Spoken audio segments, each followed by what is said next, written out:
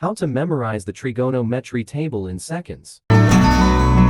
If someone knows how to count the fingers of their hand, you can memorize the trigonometry table in seconds. Students who struggle with their studies and do not know how to memorize the trigonometry table, this is for you. Subscribe to our channel and hit the bell icon for more helpful videos. Let's get started. Look this picture carefully and know how to memorize the trigonometry table just seconds. Count the fingers and find out the exact value of tan theta. For example, what is the value of tan 30 degree? Numbers of fingers below and number of fingers above are the exact value of tan 30. Understand or not?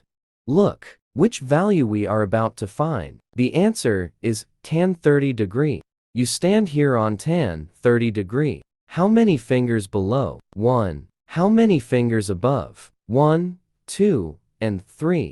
Tan theta is equal number of fingers below over number of fingers above.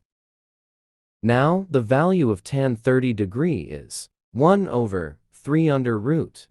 Following the trick and find out the remaining value. Do yourself and make enjoy from this video. Thanks for watching.